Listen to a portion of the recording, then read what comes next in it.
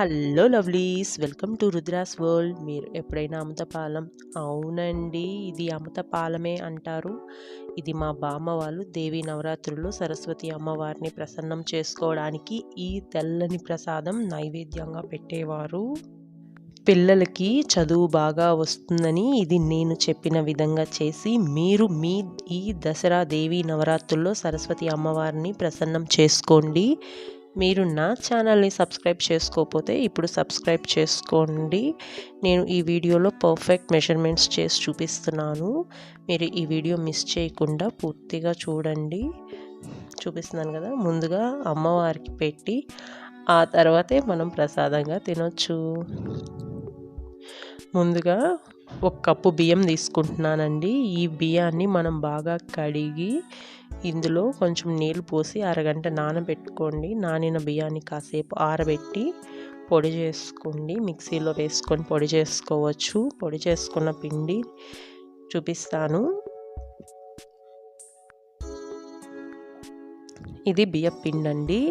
ఈ బియ్యపిండి బరకగా ఉండకూడదండి. చాలా సాఫ్ట్గా స్మూత్గా ఉండాలి. ఒకవేళ మీరు జల్లించుకోండి, బరకగా ఉంటే జల్లించుకొని ఆ తర్వాత మాత్రమే యూస్ చేసుకోండి. నేను ఇక్కడ 1 కప్పు బియ్యపిండికి 1 కప్పు చక్కెర వేసుకుంటున్నాను. చక్కెర మీ ఇష్టం అండి, మీ టేస్ట్కి తగ్గట్టు మీరు వేసుకోండి. మీరు ఎక్కువ చక్కెర తినే వాళ్ళైతే ఇంకొంచెం యాడ్ చేసుకోవచ్చు, తక్కువ చక్కెర తినే వాళ్ళు తక్కువ వేసుకోవచ్చు. 1 కప్పు బియ్యపిండికి 1 కప్పు పాలు పోసుకుంటున్నాను. ఇంకో కప్పు కూడా పాలు పోసుకుంటున్నాను. ఇంకో కప్పు పాలు పోసుకుంటున్నాను. చూడండి, 1 కప్పు బియ్యపిండికి 1 కప్పు చక్కెర, 2 కప్పుల పాలు, అంతే అండి. ఇప్పుడు వచ్చేసి మనం పచ్చి కొబ్బరి తీసుకుందాం. నా దగ్గర పచ్చి కొబ్బరి లేదు, ఎండు కొబ్బరి ఉంది. పచ్చి కొబ్బరి ఉన్న వాళ్ళు పచ్చి కొబ్బరి తీసుకోవచ్చు. 1 కప్పు ఎండు కొబ్బరి తీసుకున్నాను. దీన్ని మిక్సీ జార్లో వేసుకొని మిక్సీ పట్టిద్దాము. దీంట్లో కొంచెం నీళ్ళు పోసుకోండి. నీళ్ళు పోసుకొని మిక్సీ పట్టించుకోండి. కొంచెం కొబ్బరి పాలు పోసుకోవాలి. ఇందులో కొబ్బరి అక్కడక్కడ కొబ్బరిలాగా తగిలితే బాగుండదు, అందుకని చెప్పేసి కొబ్బరి పాలు పోసుకుంటున్నాం మనము. మిక్సీ వేసుకుంటున్నాను. మీ ఇంట్లో ఒకవేళ పచ్చి కొబ్బరి ఉంటే పచ్చి కొబ్బరి వేసుకోవచ్చు. పచ్చి కొబ్బరి వేసుకుంటే టేస్ట్ ఇంకా బాగుంటుంది. నేను మీకైతే ఎండు కొబ్బరితో చూపిస్తున్నాను. ఇదైతే వడగట్టుకుందాము. అన్నీ 1 కప్పే, పాలు మాత్రమే 2 కప్పులు, కొబ్బరి పాలు కూడా 1 కప్పే పోసుకోవాలి. నేను ఇప్పుడైతే ఒక టిప్ చెప్తాను.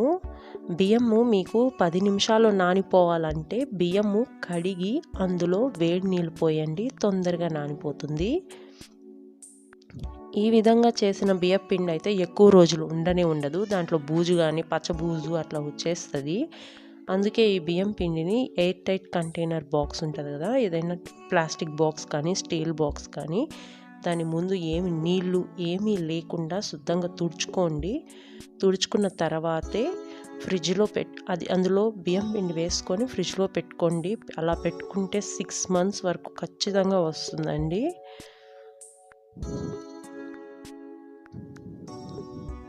చూసారా, ఈ విధంగా చేసుకున్నాను. నేను వడగట్టేసుకున్నాను.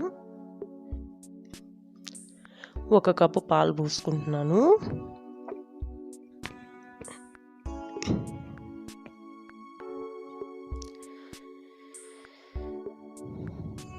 అంతే అండి. ఇప్పుడు కొన్ని యాలకులు వేసుకుందాము. నేనైతే 5 యాలకులు తీసుకున్నాను. ఇలాచి అండి, కార్డమం 5 తీసుకున్నాను. దీన్ని పొడి చేసుకుందాము. పొడి చేసుకొని ఇందులో వేసుకుందాము.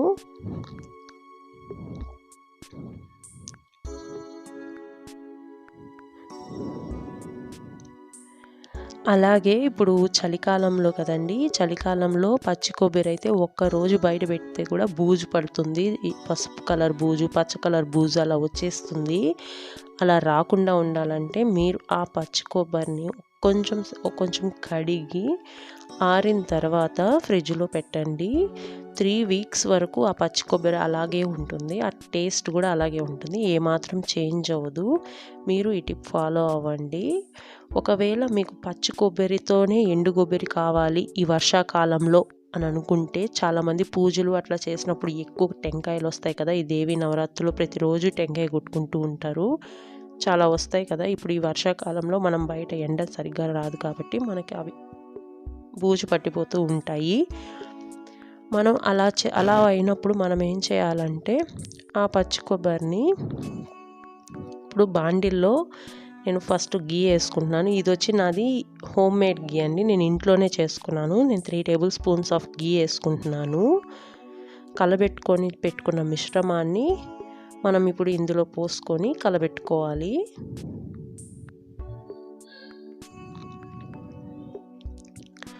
చూడండి, వేడెక్కిన తర్వాత మనం ఈ మిశ్రమాన్ని మనం కలబెట్టుకున్నాం కదా, ఉండలు లేకుండా కలబెట్టుకోవాలి. ఈ ఉండలు లేకుండా కలబెట్టుకున్న మిశ్రమాన్ని ఇందులో పోసుకొని కలబెట్టుకోవాలి. ఫ్లేమ్ మాత్రం ఖచ్చితంగా లోనే ఉండాలండి. మంట అనేది చాలా తక్కువలో ఉండాలి. సిమ్లో పెట్టేసేయండి, హై ఫ్లేమ్లో అస్సలు పెట్టకూడదు. హై ఫ్లేమ్లో పెడితే ఏమవుతుందంటే ఉండలు కట్టేస్తుంది.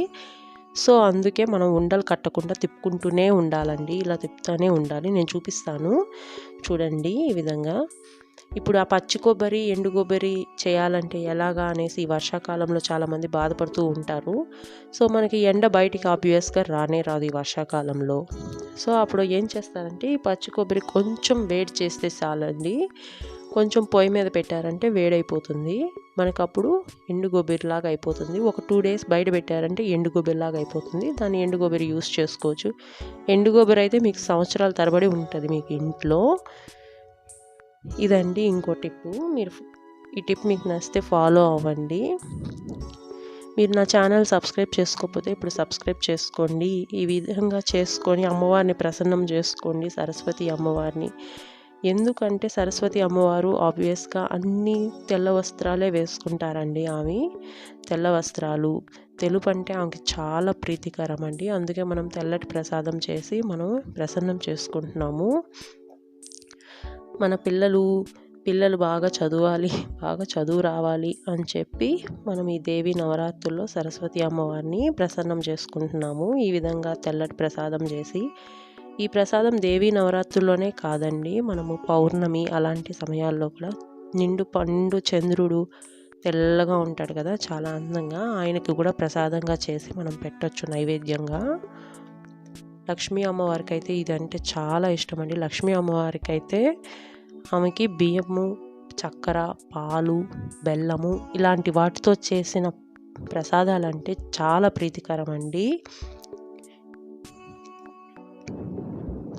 నేనైతే లక్ష్మీ అమ్మవారిని ప్రసన్నం చేసుకోవాలంటే నేను ఇలాగే చలివిడి ముద్ద అలాంటివి చేసుకుంటాను. చలివిడి ముద్ద, బెల్లం పొంగలి, చక్కెర పొంగలి కానీ, బెల్లం పొంగలి కానీ, చలివిడి ముద్ద కానీ, కలాకండ్ అండి, పాల్కోవా అంటారు అది కానీ, లేకపోతే ఈ విధంగా అమృతపాలెం కానీ చేసి పెడుతూ ఉంటాను.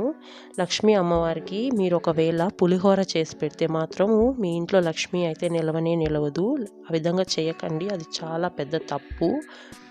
పులిహోర అస్సలు పెట్టకూడదు లక్ష్మీ అమ్మవారికి ప్రసాదంగా. ఎందుకంటే పులిహోర చేశారంటే దరిద్ర దేవత వచ్చి మీ ఇంట్లో తిష్టేసి కూర్చుంటారు.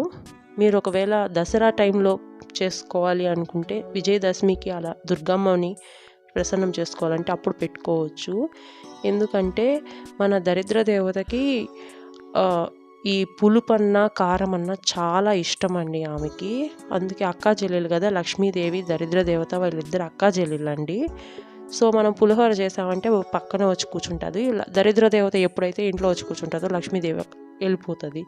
సో అందుకు ఈ తప్పు చేయకండి, ఇలాంటివి మాత్రమే చేసి పెట్టండి. లక్ష్మీ అమ్మవారిని ప్రసన్నం చేసుకోవాలంటే మాత్రం ఖచ్చితంగా మీరు అసలు పులిహోర మాత్రం చేసుకోకండి. 1 స్పూన్ నెయ్యి వేసుకుంటున్నాను నేను. మీకు సరిపోకపోతే ఇంకో టేబుల్ స్పూన్ ఆఫ్ నెయ్యి కూడా వేసుకోవచ్చు మీరు. అంతే, అయిపోవచ్చేసింది. ఇది చేసేటప్పుడు కలుపుతూనే ఉన్నాను కదండి, ఇది చేసేటప్పుడు మనకి అంటుకోకూడదండి, బాండిలకి అస్సలు అంటుకోకూడదు.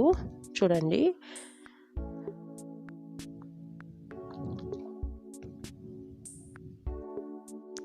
అంటుకోకుండా నేను కలబెట్టుకుంటూనే ఉన్నాను. ఉండలు కట్టకుండా ఉండాలి.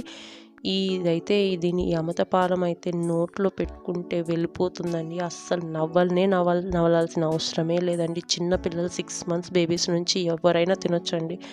అలా నోట్లో పెట్టుకుంటే వెళ్ళిపోతుంది. అసలు వెన్న ముద్దలా కరిగిపోతుందండి. వెన్న ముద్ద ఎట్లా ఉంటుందో అట్లా ఉంటుంది. ఫస్ట్ స్టిక్కీగా ఉంటుంది, ఏం పర్వాలేదు. కాసేపు చల్లారిన తర్వాత అయితే ఖచ్చితంగా అసలు చేతికైతే అంటుకోదు. ఈ ప్రసాదం అయితే మీకు 1 వీక్ దాకా అయితే ఉంటుందండి. ఖచ్చితంగా 1 వీక్ అయితే ఖచ్చితంగా ఉంటుంది. మీరు ఇది ట్రై చేయండి. అమ్మవారిని ప్రసన్నం చేసుకోండి. మీ పిల్లలకి చదువు బాగా రావాలని చెప్పి సరస్వతీదేవి పూజ చేసుకోండి. ఎగ్జామ్స్ టైమ్స్ అదే ఇప్పుడు దసరా మిడ్ టర్మ్ ఎగ్జామ్స్ జరుగుతూ ఉంటాయి పిల్లలకి. సో ఈ విధంగా చేసి పెట్టండి. అమ్మవారిని నైవేద్యం పెట్టి ప్రసన్నం చేసుకోండి మీరు అమ్మవారిని, సరస్వతి అమ్మవారిని. మీరు ఒకవేళ దుర్గామాతకి మీరు పులిహోర చేసి పెట్టాలంటే చేసి పెట్టచ్చు. ఎందుకంటే దుర్గామాత దరిద్ర దేవత కోడల్లాగా వస్తుంది. సో ఆ వరుస వస్తుంది కాబట్టి సో అంత చనువు తీసుకోదు దరిద్ర దేవత. సో అందుకే మనము ప్రసాదంగా పెట్టుకోవచ్చు. ఆమెకి ఇష్టం అండి. సో దుర్గామాతకి చాలా ఇష్టము పులిహోర, అప్పుడు పెట్టుకోవచ్చు. మనం అందుకే అండి మనము బయట నిమ్మకాయలు, ఎండుమిర్చి, మిరపకాయలు, నిమ్మకాయలు కడతాము బయట. ఎందుకంటే దరిద్ర దేవత ఒకవేళ వస్తే కూడా గుమ్మం దగ్గరే ఉండి అది తీసుకొని ఆస్వాదించేసి బయట నుంచి అట్టే వెళ్ళిపోవాలని చెప్పి నిమ్మకాయలు గుమ్మానికి, కార్లకి అట్లా కడుతూ ఉంటాం. అంతే. ఎంతో టేస్టీ ఎమ్మీ. అసలు స్మెల్ అయితే సూపర్ ఉందండి. అరోమా అయితే అబ్బా అసలు నేను చెప్పలేకపోతున్నాను. నేను ఎప్పుడెప్పుడు తిందామా అని ఉందండి. సూపర్ స్మెల్ ఉంది. పైన గార్నిష్ కోసం ఊరికే డ్రై ఫ్రూట్స్ అలా వేసుకుంటున్నాను. 1 స్పూన్ నెయ్యి వేసుకున్నాను. ఈ ప్రసాదాన్ని అమ్మవారికి పెడతాను నేను. Thank you so much for watching us.